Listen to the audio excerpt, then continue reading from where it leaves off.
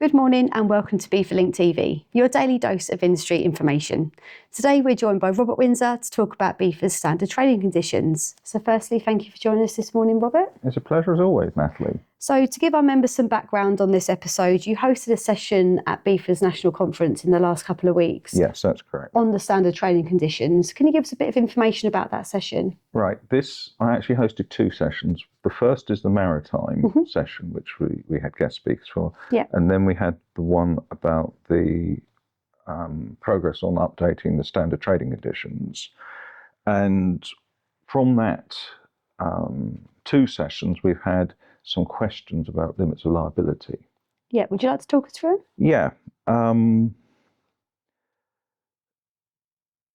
think the first question was basically how was the limit to SDRs a kilo originally fixed? And actually that goes back to 1988 when the first set of the STCs were published. We have to remember that 90% roughly of the world's cargo is carried in vessels, in ships. And members in particular do deep sea container ships. And the limits of liability set in the main international convention governing maritime is the Hague-Visby Convention. And what the Hague-Visby Convention states, and I'll have to read this off verbatim, Article 4/5/A of the Hague-Visby rules limits a carrier's liability, and the carrier is the shipping line, for loss or damage to or in connection with the goods by reference to the hire of two alternative figures. Now the first is 666.67 SDRs per package, or 2 SDR per kilo. Now, as most of our members are charging out on a per kilo basis, it was felt that the 2 SDRs right back then it would be the appropriate limit. It's the lowest common denominator of any international convention for transport, and so that's really why it was introduced. Hague-Visby hasn't changed since 1988. Limits of liability are still the same, and therefore it's felt appropriate that it just continues. Yeah. So what was the second key question that was asked during the session? Yes, actually, somebody actually question whether or not the STCs are still fit for purpose, because they come under fairly constant pressure from customers to increase this limit of liability. Now, I want to make a couple of points about this. The first is, when you're a BIFA member, you have to have freight forwarder liability cover. And it has to be understood that this freight forwarder liability cover is not an insurance premium, call it what you want. It doesn't cover the whole journey. It only covers the part where the freight forwarder, the BIFA member, has liability. So if the point of the journey where the incident, it gets lost or whatever this piece of freight, that would probably be under the liability cover of another party.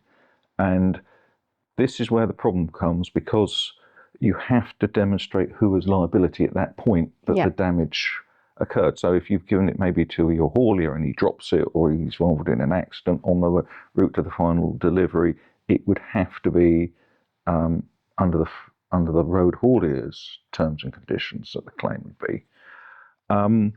Insurance is different, and it's a much broader thing, because actually in that case it covers the journey from a nominated point to a nominated destination, and you only have to demonstrate loss, and then it is for the insurer to come to whoever they feel has liability to try and recoup the loss. It's called subrogation.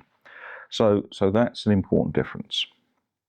And I think it's something that members should be considering, to extend the range of services they offer, to offer this wider cover than just a freight forwarder, offer full insurance via their own ump and marine policy, because that would provide a better, I suppose you call it risk assessment, a bit more care for the customer to show what, that you're thinking a bit beyond straightforward liability.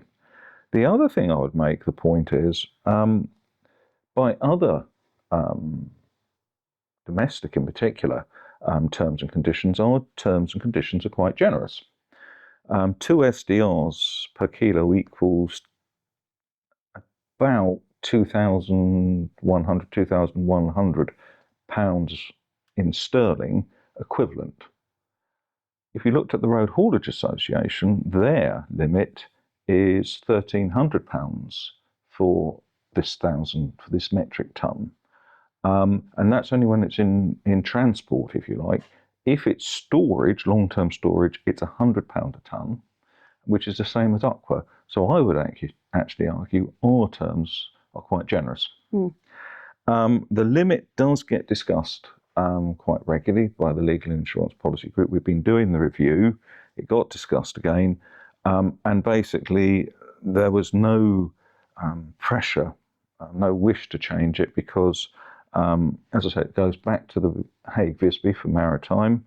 It's more generous than other domestic trading conditions. It's been upheld several times in court that this is a fair limit, particularly as it's been brought very publicly to people's knowledge. And basically the insurers are very familiar with it. So, there was no thing. If a member does have somebody, a client, one client in particular, who says, I'm not going to accept that, clause 26D of the BIFA standard trading conditions is clear. And it says you may operate and uplift this limit, but you'd have to agree in writing with the client. And you do then actually win the right, if you like, to actually tell the client, well, it's going to cost me X extra on my insurance liability cover, and you seek compensation for that.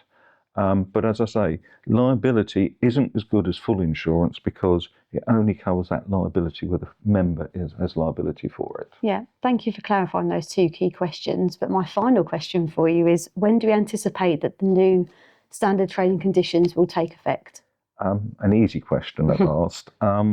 We're working on the date of the 31st of December 2025, so they can be used after then. And we'll be doing some more communications around this topic as we approach that deadline. Yes, just the one thing that I will highlight on that, these limits of liability were discussed as part of that review, and these limits of liability have been retained.